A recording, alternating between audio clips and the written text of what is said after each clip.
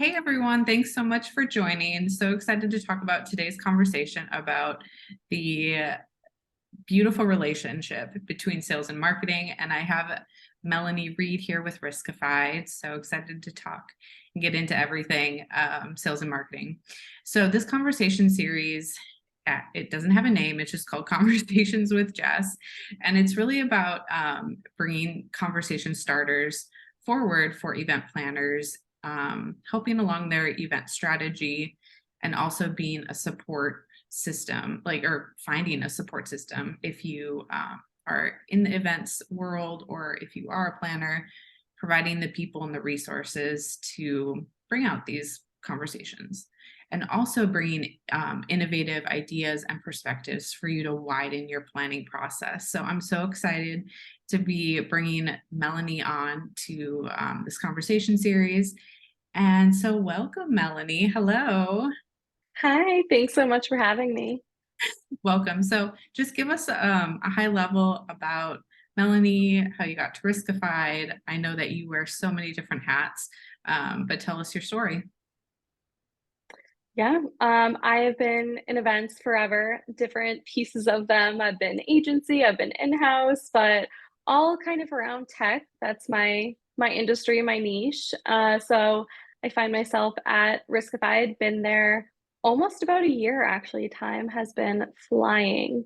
And at Riskified, I manage North America and Latin America regional events, as well as I'm co-leading our flagship event called Ascend. Ooh, I love that name. It's very visual. I remember when you posted that you moved over to Riskified. I can't believe that was a year.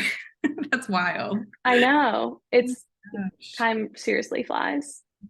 It does. So those of you who are watching, Melanie and I have so many different topics to talk about with sales and marketing. We had a call previous, and we're like working through the agenda, and pretty sure there's going to be a part two. But so this is part one of our conversation on linking together sales and marketing for event marketing in specific. So we're going to kick it off and have the big question here. How do you know if your sales are even working within your marketing strategy? Like what are some things that you've noticed, Melanie?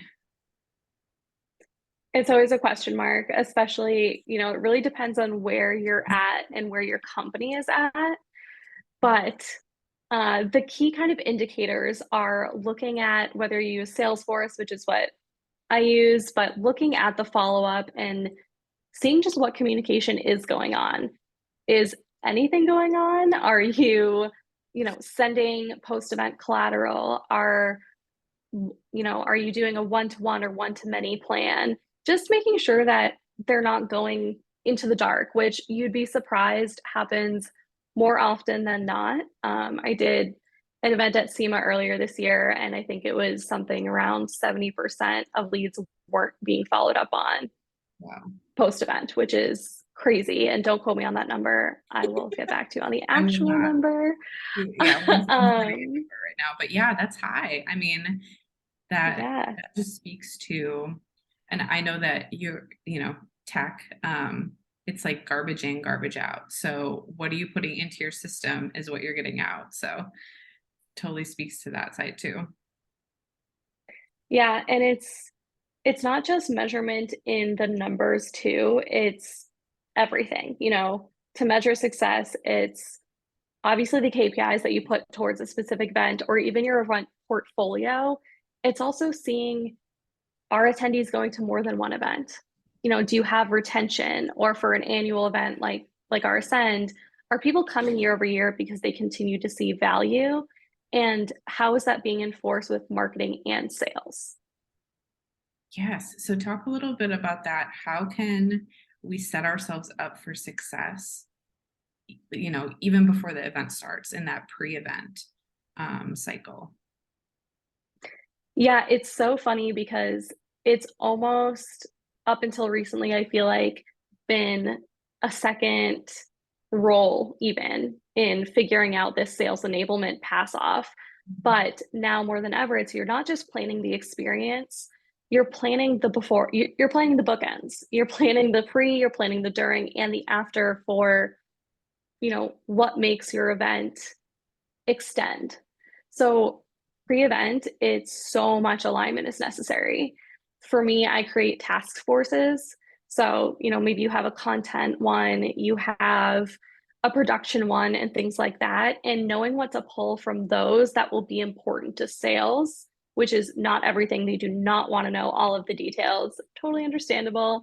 But knowing what communication from those to pass off and setting up a cadence of communication, whether that be weekly or bi-weekly, making sure that they're getting the most up-to-date data because they're the ones interacting with the potential attendees every single day. And if they don't know if someone's, registered or if they've start a track that they're interested in, if you have that set up or whatever that may be, their conversations aren't going to be as effective.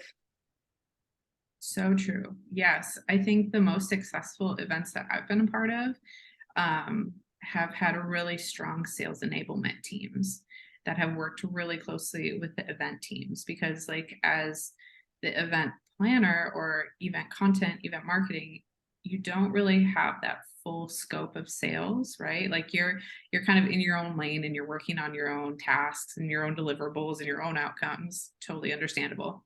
But when we're able to collaborate together and get sales teams what they need in a way that makes sense to them, it's a game changer. Exactly. And as it's kind of fun to have sales tease certain things, for a trade show, if you're doing a specific giveaway and you have a whole, gamification set up or whatever that is, having sales, creating email templates even or social templates for them to use for extra visibility is kind of fun to see the engagement and shows the event planner if their tactics are working too. It shows kind of both. Totally. Yeah, there's a lot of assuming that probably happens to no one's fault, right? Like that's just how I have done events in the past. But when you actually get out of your bubble and you're collaborating with other people, you can see really quickly if something's going to work or not work. So how have you seen collaboration be successful, and maybe talk about the different tools or strategies that you've used to have like sales, marketing, planning teams unite and come together?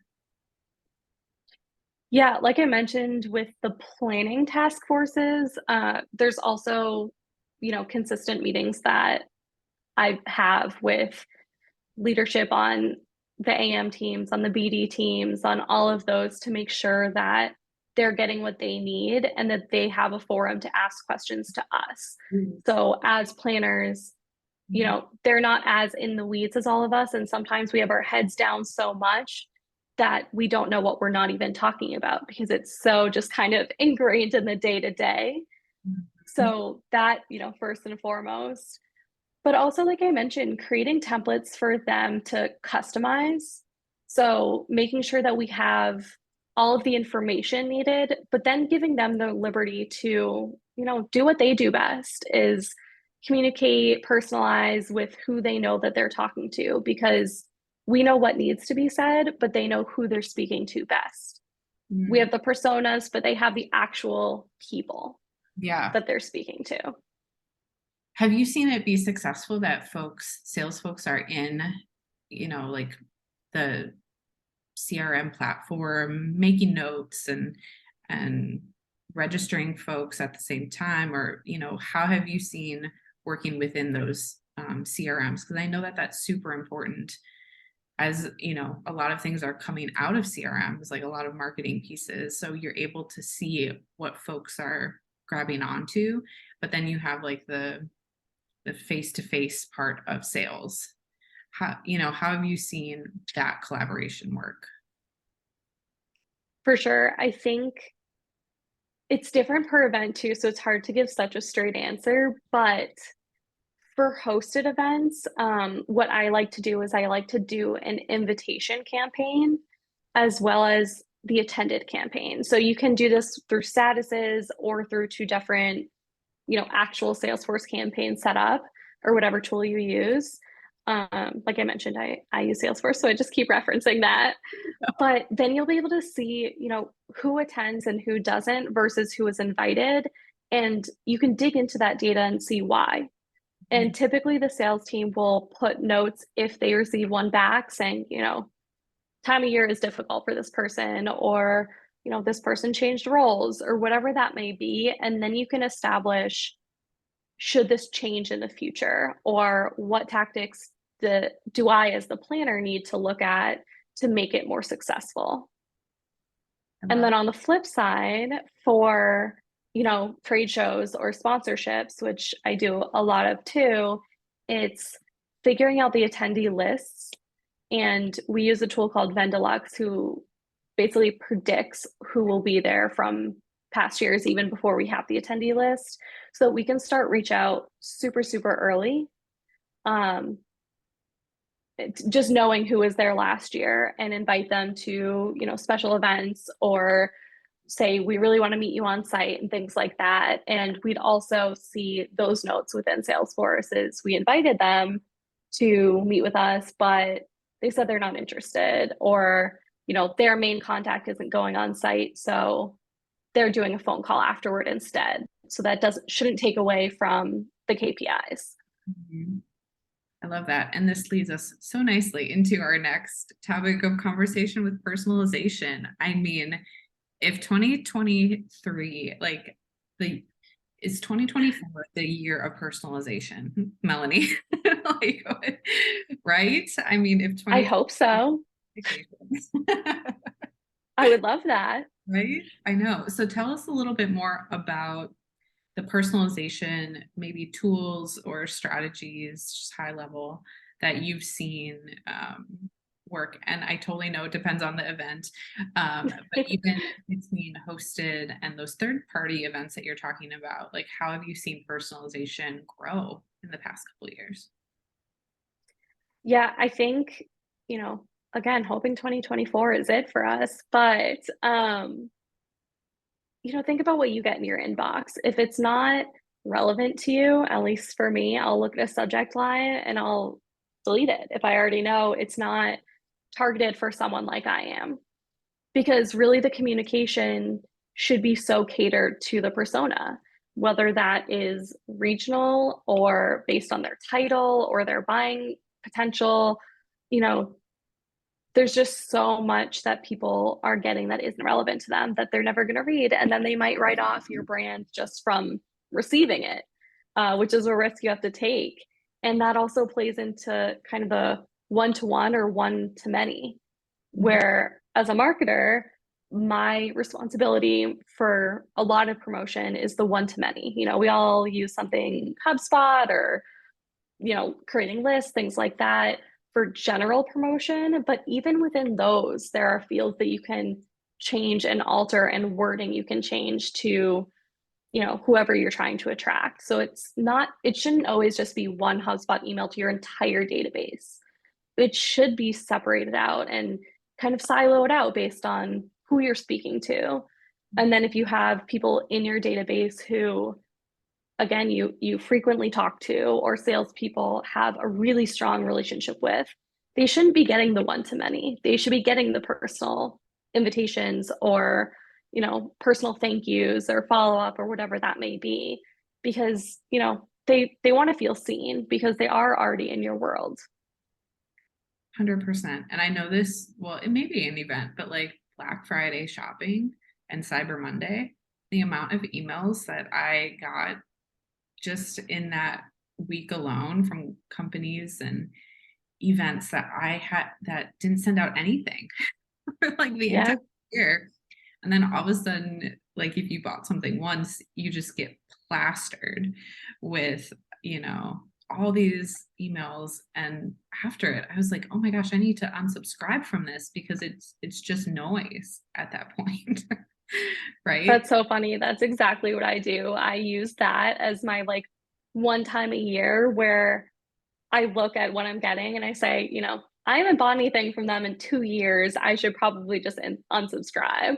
Yes. Yes. So that was an interesting aha moment. And I think we had our meeting before that point, but I was even like, what, like who are these companies? Like what, they don't care about me at all during the year. And then this is that one time of year where everyone just kind of like it's an onslaught of marketing. So And um you're getting the emails and the texts now. I don't know about you, but I've been getting so many more texts to buy things. yes, I needed this point to vent.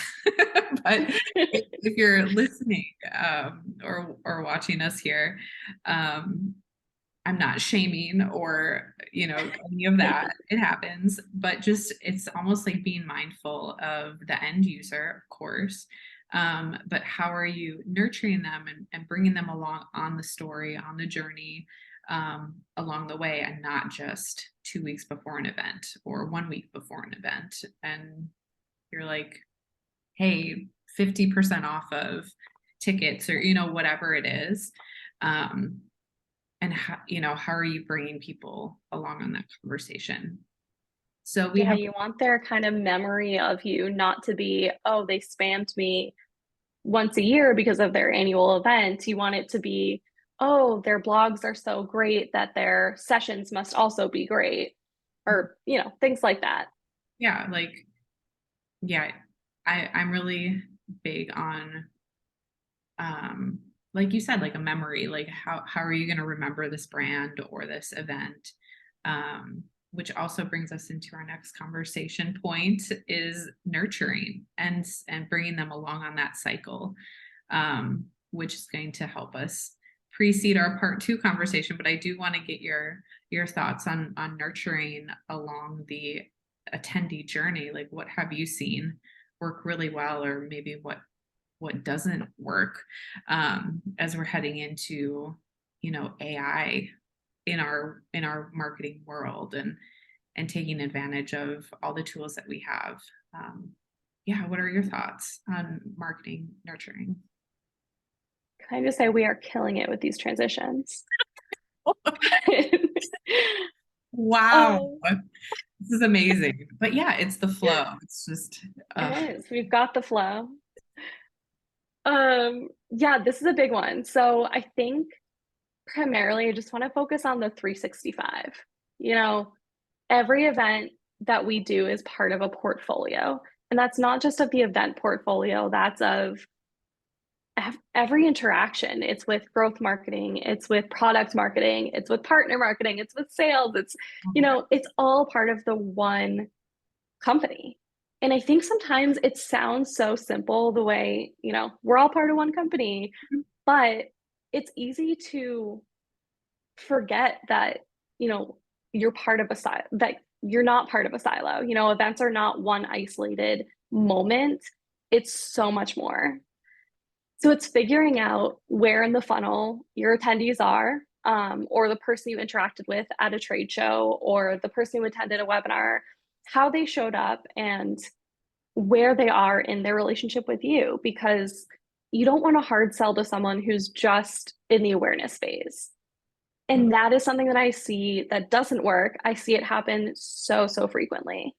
It's, you know, say someone is super comfortable with the product that they're using that may be one of your competitors, and they are just starting, maybe not even thinking about an RFP, but you want them to remember you as an option that has a positive impact on when they think about you, not, oh my gosh, I'm so turned off by the hard sell because I'm not even thinking about that. I just wanted to learn some things. Right, right. And that's where kind of the nurture plays in of, if they are truly in your network now, they had a conversation with you or they signed up for something, is you just send them maybe a white paper every few months on what you do, or a testimonial or something along those lines. But it's not, hey, book a demo, hey, book a demo, hey, that's such a miss, because it's so easy to be written off.